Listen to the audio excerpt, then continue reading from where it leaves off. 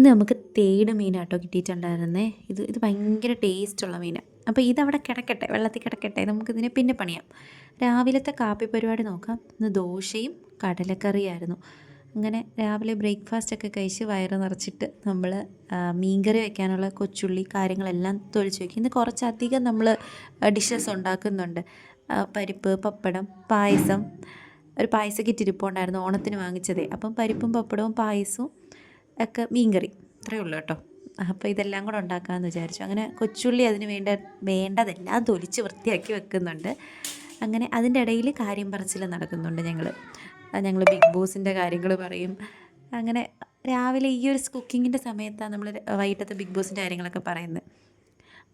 ചോറ് നമ്മൾ ഊറ്റി കഴിഞ്ഞപ്പോഴത്തേക്കും അടുപ്പൊഴിഞ്ഞു. ആ ഒരു ഗ്യാപ്പിൽ പായസം അങ്ങ് വെക്കാമെന്ന് വെച്ചു. ഈ പാക്കറ്റ് പൊട്ടിച്ച് നമ്മൾ ഇതോടങ്ങ് ഇടുവാണെങ്കിൽ എന്തോരം മധുരം അതിനകത്ത് എന്ന് വെച്ചാൽ കുത്തുന്ന മധുരം. അത്രയും മധുരം ഇവിടെ ആർക്കും വേണ്ട, താല്പര്യമില്ല. അമ്മയ്ക്ക് ഷുഗറുണ്ട്, അച്ഛന് ഷുഗറുണ്ട്, പിന്നെ അത്ര മധുരപ്രിയരല്ല. ഇങ്ങനെ കഴുകി എടുക്കും ഞാൻ. ഇതിനെ കുളിപ്പിച്ച് കൊച്ചിനെ ഇല്ലാതാക്കാമെന്ന് പറയുന്ന കണക്ക് ഞാൻ ഇതിനെ കഴുകി ആ ഒരു ബ്രൗൺ കളർ മാറ്റി ഞാൻ വെള്ള കളറാക്കി. കുറച്ചധികവും കൂടെ എടുക്കണമായിരുന്നെന്ന് എനിക്ക് തോന്നി. കാരണം ഞാൻ ഇത്രയും കഴുകി കുളിപ്പിച്ച് കൊച്ചിനെ ഈ പരുവാക്കിയിട്ട് എന്താ പറയേണ്ടതെന്ന് വെച്ചാൽ മധുരത്തിനൊട്ടും കുറവില്ലായിരുന്നു. അതാണ് സത്യം. കുറച്ചധികം കൂടി എടുത്തിരുന്നെങ്കിൽ കുറച്ച് മധുരം കുറഞ്ഞേനെ. നല്ല മധുരം ഉണ്ടായിരുന്നു. കാരണം അട ഇക്കിണിയും ഇച്ചിരിയും പഞ്ചസാര ഒത്തിരി. അതാണ് ഈ പാക്കറ്റുകളിലെ പ്രശ്നം. പിന്നെ ഞാൻ ഉൾപ്പെടെ എളുപ്പപ്പണിക്ക് ഇനി ഞാൻ എന്തൊക്കെ പറഞ്ഞാലും പാക്കറ്റായിരിക്കും വാങ്ങിക്കുന്നത്. മറ്റേത് അട ഉണ്ടാക്കി എടുക്കുമ്പോഴത്തേക്കൊക്കെ ഒത്തിരി സമയം എടുക്കത്തില്ലേ. ഇതിനെ ഞാൻ കഴുകി ബ്രൗൺ ഷുഗർ എന്തായാലും ഇവർ ഉപയോഗിക്കത്തില്ല. കാരണം അതിന് ഒടുക്കത്തെ വിലയാണ്. 90 രൂപയ്ക്ക് കിട്ടുന്ന പാക്കറ്റ് ഇവരെങ്ങനെ ബ്രൗൺ ഷുഗർ ഉപയോഗിക്കും? പഞ്ചസാരയും കളർ ചേർക്കുന്നതായിരിക്കും. അത് പോട്ടെ. അങ്ങനെ ഞാൻ കഴുകി വെളുപ്പിച്ചെടുത്തു. ഇതിൻ്റെ കളർ ഞാൻ കാണിച്ചു തരാവേ. അത് കാണിച്ചു തരാം.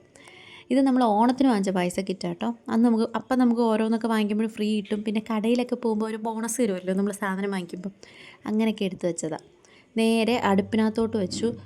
അതാകുമ്പം ഗ്യാസിൽ വെച്ച് കഴിഞ്ഞാൽ ഇതിരുന്ന് കുറുകുമ്പോൾ ഒരു സമയമാവും. അടുപ്പിലാവുമ്പം നമ്മുടെ ധനനഷ്ടവും ഗ്യാസ് നഷ്ടവും ഒന്നുമില്ല, വിറക് നഷ്ടം മാത്രമേ ഉള്ളൂ. കുഴപ്പമില്ല, അതവിടെ ഇരുന്ന് ആവട്ടെ പതുക്കെ.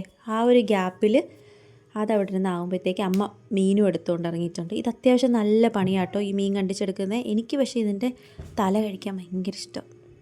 പക്ഷെ ഭയങ്കര കഷ്ടപ്പാടാണ്. അതുകൊണ്ട് നമ്മുടെ വീട്ടിൽ അങ്ങനെ വാങ്ങിക്കാറില്ല. ഞാൻ ഇടയ്ക്കൊരു യൂട്യൂബ് വീഡിയോ കണ്ടായിരുന്നു.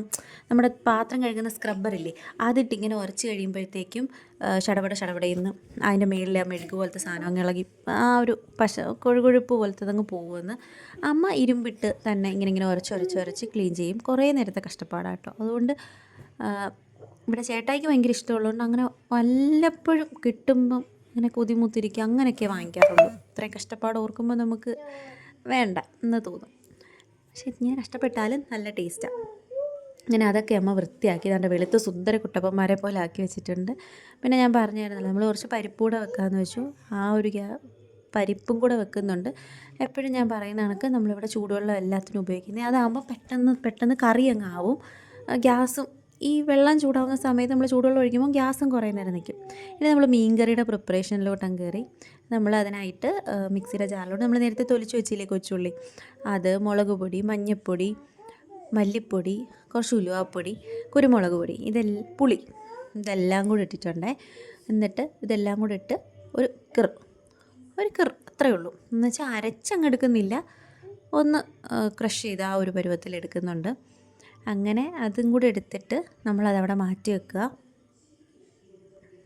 ഇനി ആ അരപ്പ് അവിടെ മാറിയിരിക്കട്ടെ. ഇനി നമുക്ക് കുറച്ച് ഇഞ്ചി വെളുത്തുള്ളിയൊക്കെ ചതച്ച് കൊച്ചുള്ളിയും കൂടെ അരിഞ്ഞ് മാറ്റി വെക്കണം.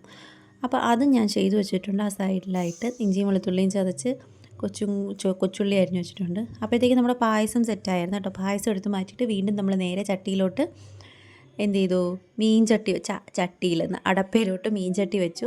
ഉലുവയിട്ട് പൊട്ടിച്ചിട്ട് ഇഞ്ചി വെളുത്തുള്ളി ഇട്ട് നന്നായി മൂപ്പിച്ചെടുത്ത് നമ്മൾ അരിഞ്ഞു വെച്ച കുഞ്ഞുള്ളി ഇല്ലേ, ചെറിയ ഉള്ളിയും കൂടി ഇട്ട് കറിവേപ്പിലയിട്ട് ഒന്ന് വഴറ്റിയിട്ട് നമ്മൾ നേരത്തെ ഒന്ന് കിർ ആക്കി വെച്ച പൊടിയില്ലേ, ആ പൊടിയും കൂടി ഇട്ട് നന്നായിട്ട് പച്ചമണം മാറുന്നത് വരെ ഇളക്കി കൊടുക്കുക കേട്ടോ.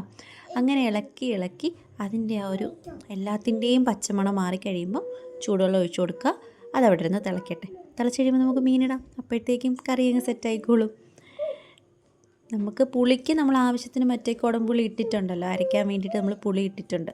അപ്പോൾ പിന്നെ അതും ഓക്കെയാണ്. അടപ്പയിലാകുമ്പോൾ ഇരുന്ന് സെറ്റാവും. അതവിടെ അടപ്പയിരുന്ന് സെറ്റാകുമ്പോഴത്തേക്കും പപ്പടവും കൂടെ കാച്ചുമ്പോൾ നമ്മുടെ പായസം, പപ്പടം, പരിപ്പ്, കുശാൽ, ഇതിൽ കൂടുതൽ എന്ത് വേണം? അപ്പോൾ ഇതെല്ലാം സെറ്റാവും. അങ്ങനെ പപ്പടവും ഞാൻ ചുട്ട് അവിടെ താഴെ പാത്രം വെച്ച് മുറം വെച്ചിട്ടുണ്ട് കേട്ടോ, അതിനകത്തോട്ട് കൊണ്ടിടുന്നുണ്ട്. അങ്ങനെ നമ്മുടെ പായസവും സെറ്റായി, എല്ലാം സെറ്റായി. ഇനിയാണ് ഏറ്റവും വലിയ പണി, പാത്രം കഴുകൽ. ഷടപടേന്ന് കഴുകി തീരണം. കുറേ ഉണ്ട് കേട്ടോ. അങ്ങനെ അത് കഴുകുന്നുണ്ട്. പിന്നെ ഇവിടുത്തെ കാര്യങ്ങൾ ഇങ്ങനെ പറഞ്ഞുകൊണ്ടിരിക്കുക. എല്ലാവർക്കും എന്തുകൊണ്ട് വിശേഷം? സുഖമായിട്ടൊക്കെ ഇരിക്കുന്നു.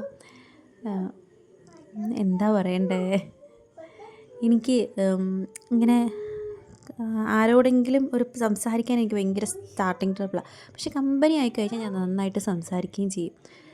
ഇത് ഞാൻ എന്ത് ചെയ്തിട്ടാണെന്നറിയത്തില്ല. പപ്പടം ചുട്ട് എണ്ണ അടിക്കി പിടിച്ചതാണോ എങ്ങനെയാണെന്നറിയത്തില്ല. പക്ഷേ ഇരട്ടിപ്പണിയപ്പോൾ ഇതൊരു തരത്തിൽ കരി വരുന്നില്ല. എന്തോ ചെയ്യാനാ, ഞാനിട്ട് ഉരപ്പോടൊരപ്പ്. പിന്നെ ഒരു വിധം ഞാൻ എങ്ങനെയാണ്ട് അഡ്ജസ്റ്റ് ചെയ്ത് ഉരച്ചെടുത്ത്. അപ്പോൾ അത് പോട്ടെ. അപ്പോൾ എനിക്ക് സംസാരിക്കാൻ ഭയങ്കര എന്താ പറയേണ്ട ഒരു സ്റ്റാർട്ടിങ് ട്രബിളാണ്. പക്ഷെ കമ്പനി ആയിക്കഴിഞ്ഞാൽ ഞാൻ നന്നായിട്ട് സംസാരിക്കും. അപ്പം എനിക്ക് ലൈവൊക്കെ ഇടാൻ അതുകൊണ്ടൊരു എന്ത് പറയണ്ടേ, എനിക്ക് അതെങ്ങനെയാ, നമ്മൾ സംസാരിക്കാതിരുന്ന് കഴിഞ്ഞാൽ, ലൈവ് ഇട്ടിട്ട് സംസാരിക്കാതിരുന്ന് കഴിഞ്ഞാൽ അത് വരുന്നവർക്കും ബുദ്ധിമുട്ടല്ലേ. അതാ ഞാൻ പിന്നെ ലൈവ് ഇടാൻ ഞാനങ്ങ് മടിക്കും.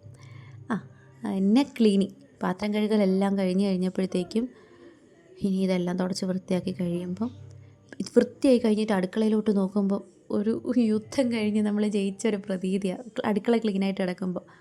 അപ്പോൾ ഇത്രയൊക്കെ ഉള്ളൂ. വീഡിയോ ഇഷ്ടപ്പെട്ടാൽ ലൈക്ക് ചെയ്യുക, ഷെയർ ചെയ്യുക, സബ്സ്ക്രൈബ് ചെയ്യുക. Tata bye.